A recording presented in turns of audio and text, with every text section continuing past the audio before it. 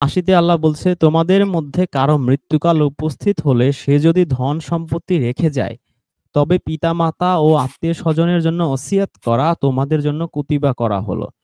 এটা মুত্তাকিদের জন্য অবধারিত বা অবশ্য করণীয়।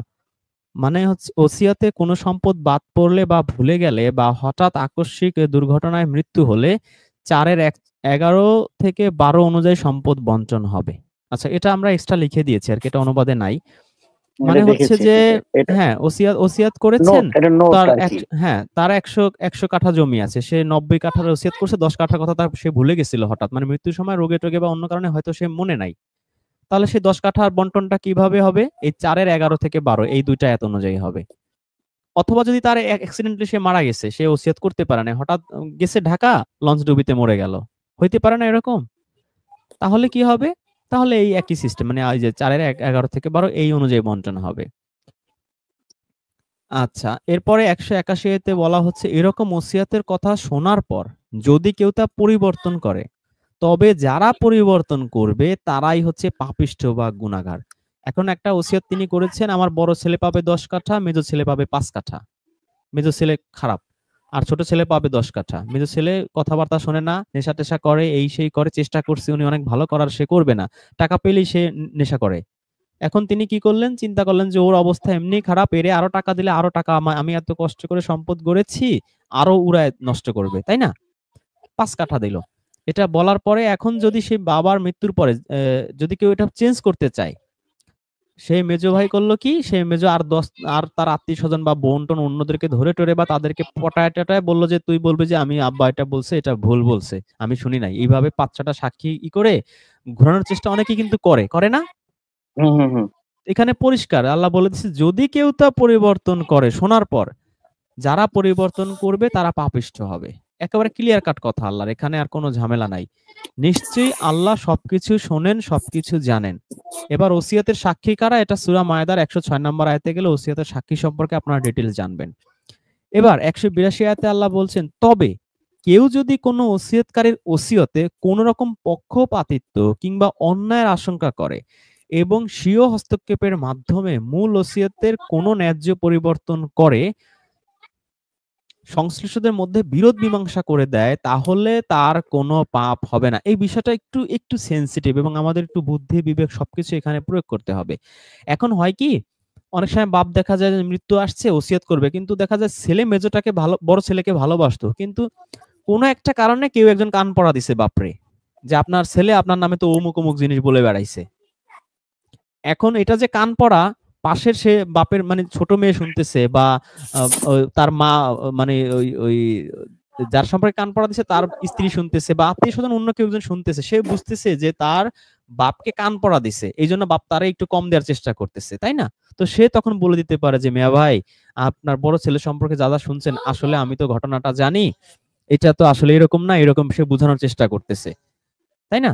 এরকম হইতে পারে। হুম। এরকম যদি সে ন্যায় করার জন্য যদি এরকম কিছু পরিবর্তন করার চেষ্টা করে, আ যে পক্ষপাতিত্ব হচ্ছে বা অন্যায়ের আশঙ্কা হইতেছে। মানে তার বুঝতে হবে যে এটা অন্যায় হইতেছে। যে না, ওই ছেলে নেশা করে, এইটারে কম দিছি ঠিক আছে। কিন্তু ওই ছেলেটা তো নেশা করে না। ওরে তো খালি ঠকাচ্ছে কান পড়া শুনে বা অন্য কোনো কারণে। তাহলে যদি সে স্বীয় হস্তক্ষেপের মাধ্যমে এরকম ন্যায্য পরিবর্তন করে এবং সংশ্লিষ্টদের মধ্যে বিরোধ মীমাংসা করে দেয়, তাহলে পাপ হবে না। আমি কি বিষয়টা বুঝাইতে পারছি? ইমাম মেহেদী ভাই, আমি ঠিক জানি না। আপনি যতটুকু বুঝতে পেরেছেন না, একটু না,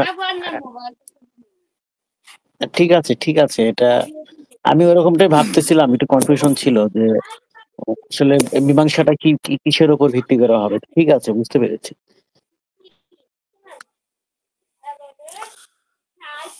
রাজওয়ান ভাই, জি, শহীদুল ভাই, ফয়সাল ভাই, আপনারা যদি এই সম্পর্কে কোনো মতামত দিতে চান। না আমি এই ব্যাপারে মতামত দিব না। আমি অন্য একটা আয়াত সম্পর্কে একটু পর্যালোচনা করব আর কি আপনার সাথে। তাহলে একটু পরে করেন। এটা আমরা শেষ করি। জি, ফয়সাল ভাই।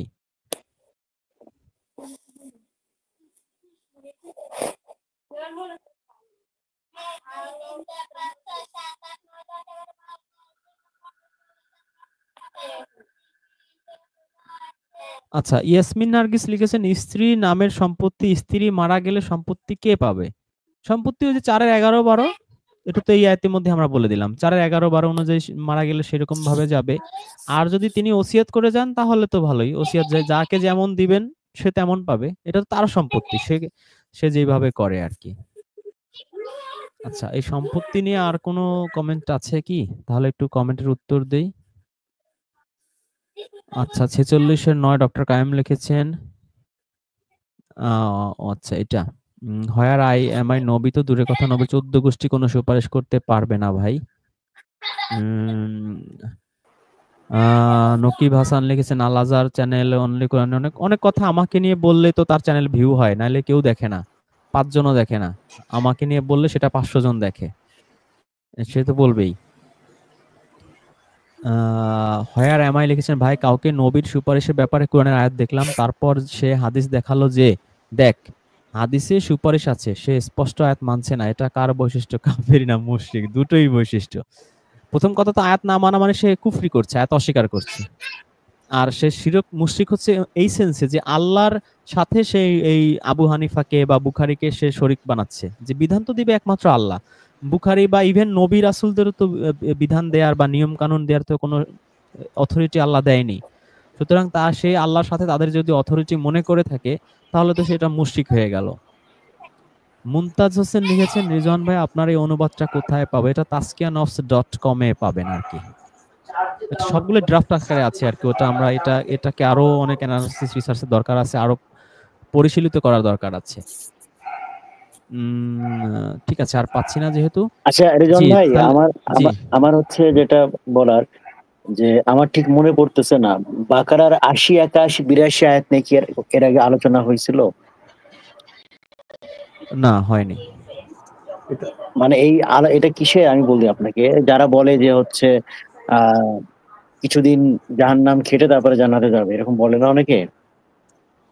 হ্যাঁ, ইহুদিরা বলে, সুন্নিরা বলে, শিয়ারা বলে যে একবার লা তো ইলাহা এটা পড়ছি যেহেতু তাহলে আহ, অল্প কয়েকদিন খেটে আবার যাব জান্নাতে। এটার এগেনস্টে পৈতৃক এখানে সম্পত্তি। এটার এগেনস্টে এখানে 3টা আয়াত আছে। আপনি এটা মনে হয় আপনি অবশ্যই পড়ছেন, কিন্তু এটাও মানে তাদের জন্য একটা রেফারেন্স হইতে পারে, খুব ভালো রেফারেন্স এটা, বুঝছেন? আমি কি একটু আয়াত 3টা পড়বো, বা আপনি একটু দেখাবেন জি এখান থেকে? জি পড়েন, এখান থেকেও দেখাতে পারি। ওসিয়তের ব্যাপারে ঠিক তাহলে আমরা 80, সরি আমি 81, ওই 82। মিউট না ছিলাম। জি, ওসিয়তের ও ব্যাপারে আচ্ছা, তাহলে জি ফয়সাল ভাই বলেন। হ্যাঁ, একটু ওই আয়াতে যাওয়ার আগে ওসিয়তের ব্যাপারে আমার একটু ছিল।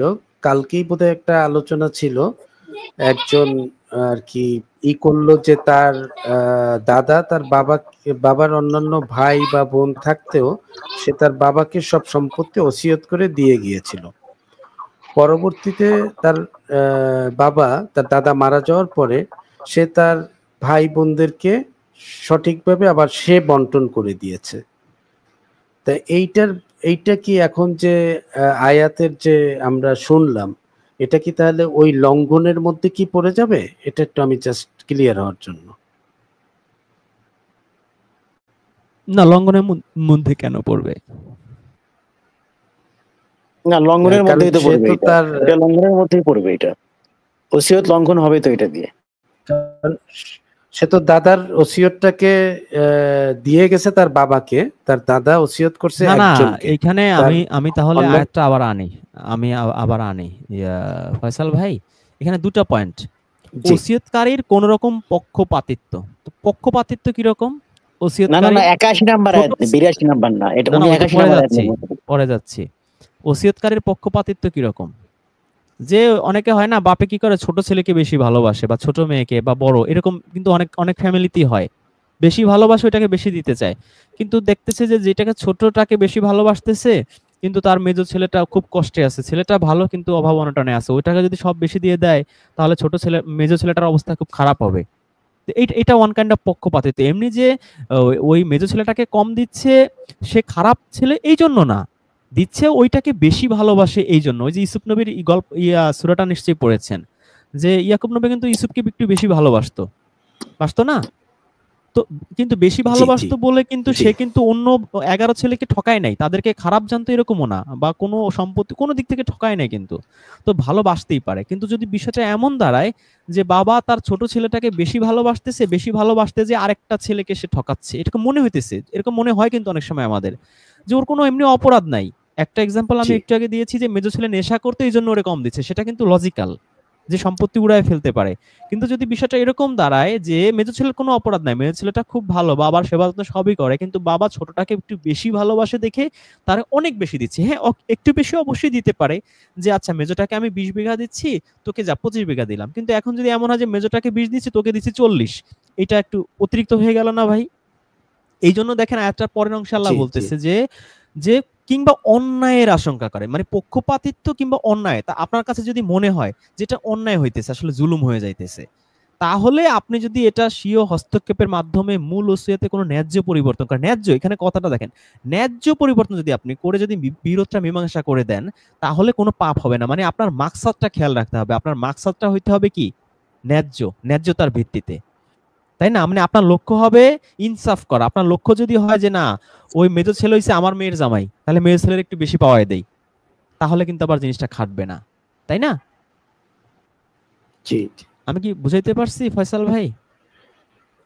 হ্যাঁ জি বুঝাতে পারছি, কিন্তু ওইটা বুঝেছি, কারণ যে তার একটা ছেলেকে দিল, হয়তো সেখানে কোনো কারণ থাকতে পারে, হয়তো অন্যান্য ছেলে মেয়ের অবস্থা ভালো, হয়তো এই ছেলেটা হয়তো ওখানে কোনো রিজন থাকতে পারে, যে ওসিয়ত করছে নিশ্চয়ই বাবা, আমরা সচরাচর যেটা দেখি বাবা তার সন্তানদেরকে একভাবেই দেখে, এটা সচরাচর, এটা ব্যতিক্রম হয় না বললেই চলে। হ্যাঁ, তাই এখানে যেটা সে করছে যে একজনকে দিছে, এক ছেলেকেই দিছে, কিন্তু এই তার ওই ছেলে আবার সে সম্পত্তি পাওয়ার পরেও সে আবার কি করলো, সে তার সকল ভাই বোনদের ন্যায্যটা সে আবার বুঝাই দিল। এখানে সে একটা বড় ইনসাফ তার নিজের দিক থেকে করলো।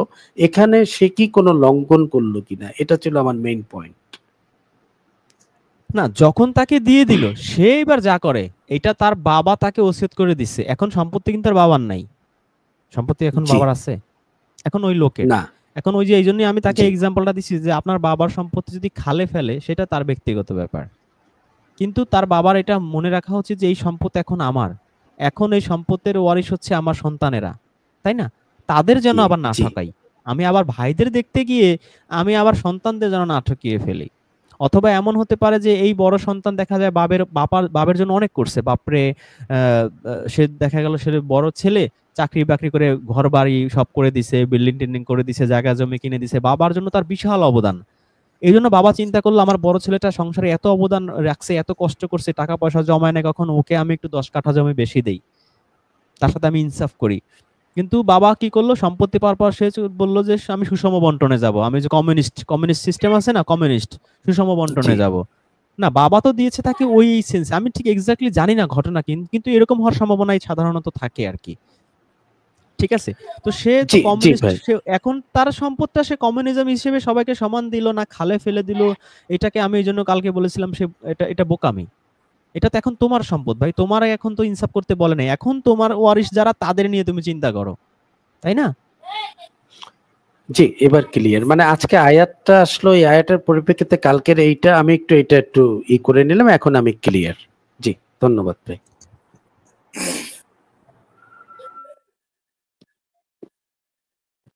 এই যে আফরোজা আপু একটা কমেন্ট লিখছে যে once he got the ownership, it's his He's assets, asset. Now he can তাই না? give anyone he wants. হ্যাঁ, now he can give anyone he wants, যে আমি বললাম যে খালে ফেলে দাও, কিন্তু ওনারশিপ এখন সে পেয়ে গেছে, এখন সেই অ্যাসেটটা তার হয়ে গেছে, এখন আর তার বাবার নাই, বাবার যা দায়িত্ব তার ওয়ারিশ ওসিয়ত করার ক্ষমতা সে সেটা প্রয়োগ করছে, এখন এনার অ্যাসেট, ইনি এখন যা করে। এখানে আছে তারা বলে গুটি কয়েক বা সামান্য কিছু বা অল্প কয়েক দিন ছাড়া আগুন আমাদেরকে কখনো স্পর্শ করবে না। তোমরা কি আল্লাহর কাছ থেকে এমন কোনো অঙ্গীকার নিয়েছো যে প্রতিশ্রুতি আল্লাহ ভঙ্গ করবেন না? নাকি আল্লাহ সম্পর্কে এমন কিছু বলছো যা তোমরা জানো না? হ্যাঁ, যে পাপ উপার্জন করবে এবং তার পাপরাশি তাকে পরিবেষ্টন করে রাখে বা ঘিরে রাখে, তারাই আগুনের অধিবাসী। তো পাপ নিয়ে গেলে এই যে অল্প কিছুদিনের কোনো সুযোগ নাই, আপনি আগুনের সেখানে অধিবাসী তারা হবেন, চিরকাল থাকবে, সেখানে তারা চিরকাল চিরকাল থাকবে। থাকবে। এটা হচ্ছে মানে আমার মানে এক্সাক্ট কথা। বোঝানোর কিন্তু ব্যাপারটা যেটা, হ্যাঁ প্যারালালি আল্লাহ পরের সিনারিটাও বলছে যে, আর যারা ঈমান হ্যাঁ আনবে আর কর্মকে সংশোধন করবে তারা জান্নাতের অধিবাসী, সেখানে তারা চিরকাল থাকবে। দুটোই চিরকাল।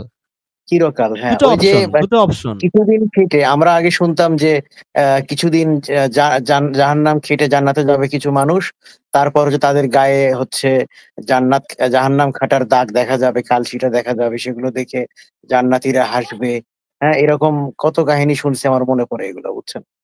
এবং এখনো তো সেগুলো শোনাই যায়, এখনো সেগুলো অনেকটা এস্টাবলিশড এখনো আছে যে আহ এই পাপ করলে বা শুধুমাত্র কলেমাটা যদি মরার সময় পড়ে, আর তাহলে হচ্ছে অল্প কিছুদিন পাপ ভোগ করে বা কিছুদিন পাপ ভোগ করে, তারা যেহেতু কালেমায় বিশ্বাসী ছিল, এই জন্য কালেমা পড়ছে লাস্টে এসে, এই জন্য সে হচ্ছে জান্নাতে চলে যাবে পরবর্তীতে। এই যে কথাগুলো, এই আয়াতগুলো যদি কেউ তারা পড়ে, তাহলে তো তাদের অন্ততপক্ষে এই মুহূর্তে এখন যদি কোনো হাদিস অনুসারী থেকে থাকেন এখানে, তাহলে তো এইটা অন্ততপক্ষে ক্লিয়ার হওয়ার কথা যে এই সংক্রান্ত হাদিস বা তাফসির গুলা কোরআনের সাথে সাংঘর্ষিক।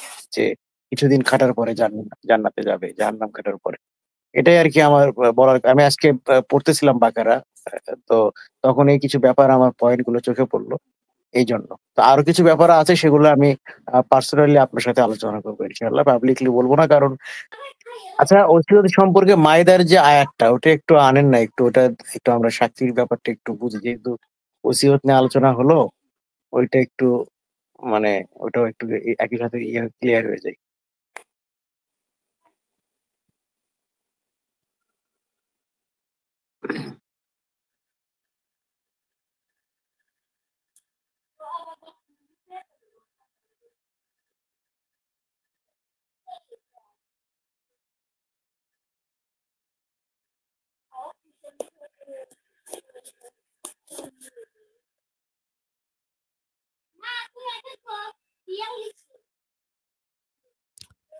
হ্যাঁ ভাই পড়েন। আর বাকি সবাই একটু প্লিজ মিউট করেন। নয়েজ আসতেছে তো। যখন কথা বলবেন আবার আনমিউট করে কথা বলবেন।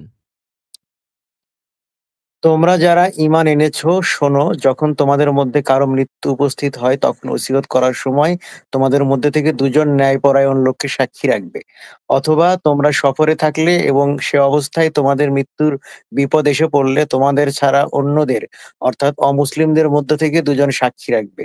যদি সাক্ষীদের সততা সম্পর্কে তোমাদের সন্দেহ হয়, তাহলে সাক্ষীদ্বয়কে সালাতের পর আটকে রাখবে এবং তারা আল্লাহর নামে কসম করে বলবে, আমরা এর বিনিময়ে কোনো মূল্য নেব না, দুনিয়াবি সুবিধা নেব না, হোক না তারা ঘনিষ্ঠ আত্মীয়। আর আমরা আল্লাহর সাক্ষ্য গোপন করব না। এমন কাজ করলে নিশ্চয়ই আমরা গুনাহগার পাপীদের দলেই শামিল হয়ে যাব।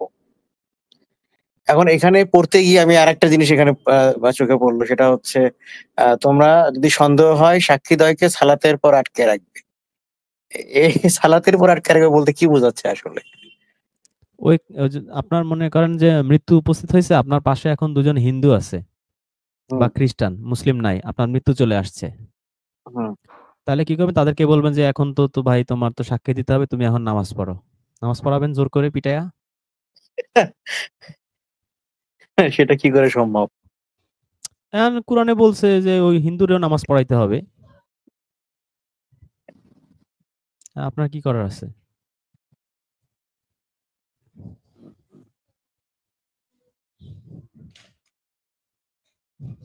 আচ্ছা, তাহলে ২ জন সাক্ষী সালাত রাখতে মানে হইছে হবে। সংযোগ। সালাত মানে কি? সংযোগ। সংযোগ, সংযোগ। তাদের হ্যাঁ, সাথে যখন তোমার কানেকশনটা হবে যে ভাই কে আছো আশেপাশে? এই লোক মারা যাচ্ছে, মারা যাচ্ছে। দৌড়ে আসছে। কি?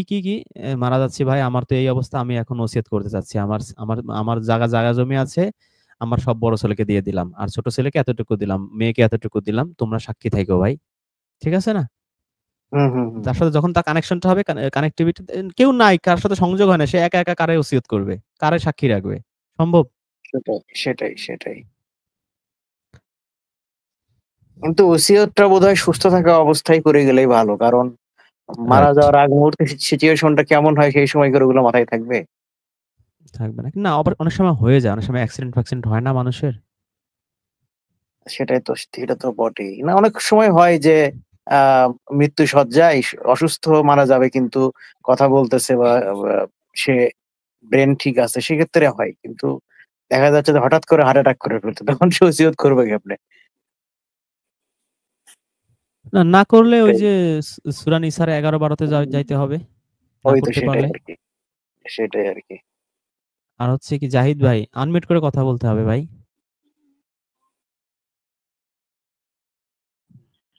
জি ভাই, সালামুন আলাইকুম। জি সালামুন আলাইকুম। রেজন ভাই কেমন আছেন? জি আলহামদুলিল্লাহ। আপনি ভালো আছেন? হ্যাঁ ভাই, ভালো আছি।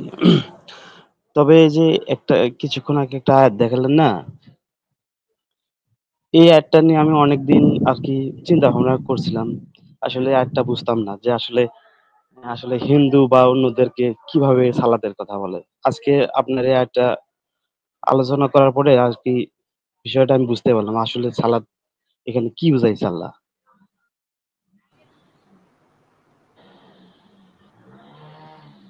হ্যালো, হ্যালো রেজন ভাই, আমাকে কি শুনতে জি, পাচ্ছেন? জি, জি শোনা যাচ্ছে। আল্লাহ বুঝাইছে ওরে পিটায় নামাজ পড়াইতে হবে। আরে না, হ্যাঁ সেটাই তো কথা।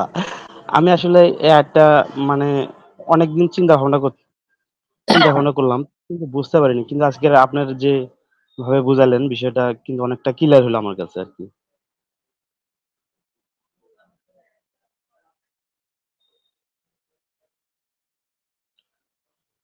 হ্যালো ভাই। হ্যাঁ, আমি একটু আগে না ভাই, জাহিদ ভাই, আমি একটু আগে ওটাই বলতেছিলাম।